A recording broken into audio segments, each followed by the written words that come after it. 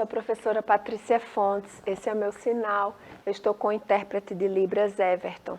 Então, a gente está de volta para o nosso terceiro encontro, falando sobre habilidades sociais, né? Vamos só voltar um pouquinho para a gente relembrar o que foi que a gente já conversou sobre habilidades sociais, para quem não assistiu os outros dois programas. E aí já convido vocês para voltarem lá, né, para assistir essa sequência. No nosso primeiro dia, a gente falou de uma forma bem generalista do que se trata habilidades sociais. A gente está falando de quê? Quando a gente pensa em desenvolver habilidades sociais no ambiente da escola, no ambiente da sala de recursos, no ambiente da sala regular, né? E aí a gente trouxe algumas possibilidades de vivências, de experiências, para que esses estudantes eles tenham contato com materiais, em lugares diferentes, com objetos diferentes, e essas experiências, essas atividades, elas sejam propiciadoras do desenvolvimento de habilidades sociais. Não só para a aquisição de conteúdos, de conceitos, né, do saber formal escolarizado que a gente pretende, mas que eles aprendam, através dessas experiências, habilidades para a vida, né? No nosso segundo dia, a gente trouxe algumas habilidades e algumas possibilidades na prática. Como que a gente pode trabalhar e desenvolver habilidades sociais no dia a dia da escola, né? Inclusive, enfatizamos bastante a experiência direta, né? E essa experiência direta, ela se configura a partir da interação em diferentes lugares, com diferentes pessoas, com recursos diferentes. Aqui a gente mostrou no nosso segundo dia algumas possibilidades de interação com algumas estratégias pedagógicas e recursos didáticos que são importantes para o desenvolvimento de habilidades sociais, né? Que fazem com que a gente sinta muito mais facilidade em fazer manejo de comportamento do estudante com deficiência, né? Do estudante que tem, por exemplo, uma desorganização sensorial. Então, essas habilidades sociais, elas fazem com que eles funcionem muito bem no contexto escolar e elas fazem com que eles se adaptem, se adequem e funcionem muito bem nas suas experiências extra-escola, fora do ambiente escolar. Então, hoje a gente vai falar um pouquinho sobre as habilidades sociais mais complexas, que em muitas situações vocês vão perceber que elas se confundem um pouquinho com habilidades socioemocionais, né? As habilidades socioemocionais, elas têm uma comunicação muito importante com as habilidades sociais, né? Quando a gente faz manejo de habilidades socioemocionais, a gente naturalmente também está trabalhando com habilidades sociais. Então, vocês vão identificar isso. Por exemplo, quando a gente fala de inteligência emocional, né? A gente está falando de uma habilidade para que a gente possa lidar com sentimentos, com emoções, distinguir esses sentimentos, utilizá-los ao longo da vida e para que a gente possa também perceber nossos pensamentos e esses pensamentos vão gerar na gente comportamento. Então, como que a gente vai fazer isso com as crianças? Não é? A gente fala muito em autoconhecimento, então a gente precisa oportunizar a essas crianças a percepção, atividades que façam com que elas consigam perceber seus comportamentos, seus pensamentos, o que elas deduziram, né, quando tomaram alguma atitude, quando tomaram alguma decisão. E quando a gente oportuniza isso, a gente está também trabalhando com inteligência emocional e a gente está desenvolvendo nelas, a gente está dando a oportunidade, na verdade, de desenvolver habilidades sociais. Assertividade, né? Essa palavra que hoje faz parte do nosso dia a dia, né, da nossa rotina, a gente fala muito em assertividade.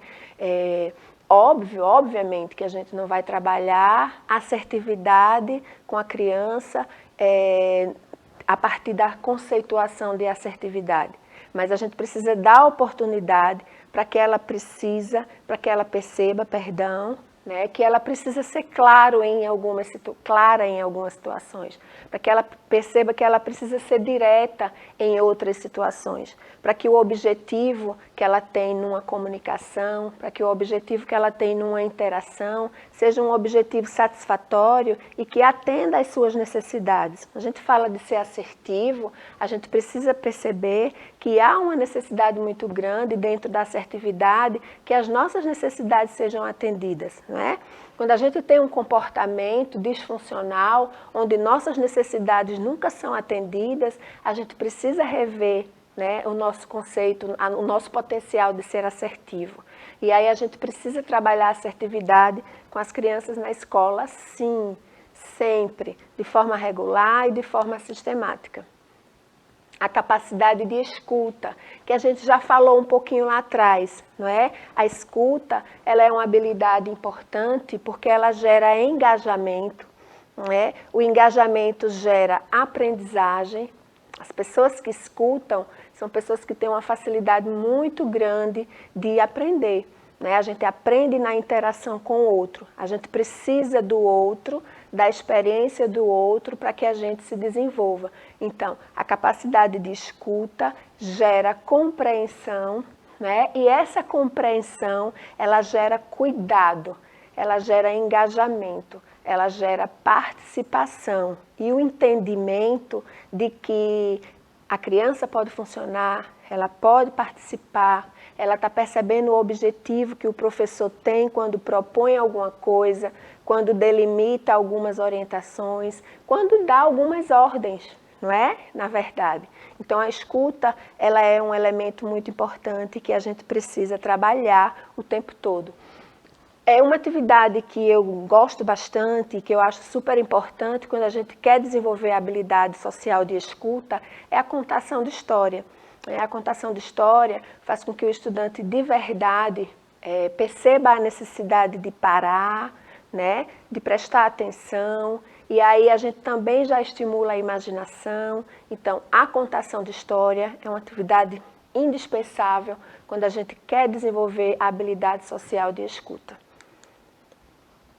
Capacidade de comunicar sentimentos e emoções. É importante quando a gente dá a oportunidade ao estudante de manifestar, né, para outras pessoas, para o seu grupo, e levar isso para outros ambientes, inclusive para a família, de expressar seus sentimentos, né, da maneira correta, né, de expressar o que ele está sentindo, seja frustração, seja tristeza, seja raiva, né? E que essa capacidade de se comunicar e de expressar seus sentimentos seja uma habilidade que propicie desenvolvimento, né? Quando a gente não consegue se expressar, quando a gente não consegue expressar o que a gente está sentindo, a gente tem uma propensão muito grande de não se sentir fazendo parte. Né? Quando a gente se expressa e a gente é percebido, a gente passa a fazer parte do ambiente, das atividades, né? Do que foi proposto para a gente. Isso gera um engajamento muito maior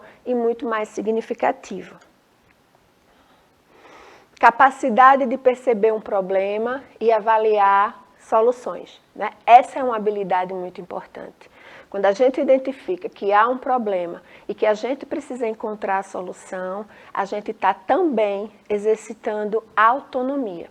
E aí a gente tem, mais uma vez, a possibilidade de trabalhar essa habilidade com o Lego, né? A gente tem um projeto, o Lego não é assim que funciona, a gente tem um projeto de trabalho, onde a gente tem uma temática que vai ser construída, né? Aqui nesse, por exemplo, eu imagino que seja um espaço onde tem carrinhos, uma obra, né? E aí ele tem um projeto de montar essa estrutura, mas durante o desenvolvimento dessa atividade pode acontecer alguns problemas, né? Então, o estudante vai identificar o problema, é evidente, e aí ele vai encontrar a solução. Então, essa é uma habilidade importante, porque ele vai perceber que as dificuldades existem, sempre existirão, né? Nós encontramos dificuldades ao longo da nossa vida o tempo todo, né? Mas que a gente tem condições e a gente precisa encontrar algumas saídas.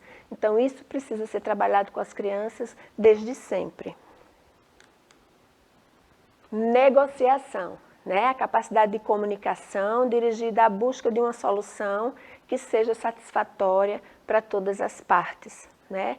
Não que contemple todos nos seus desejos, nos seus anseios de forma integral, mas que o objetivo, mas que a proposta, né, seja atendida, seja percebida, né, e que as pessoas envolvidas no projeto, no trabalho, elas se sintam contempladas. Então, a negociação, ela está muito ligada à flexibilidade.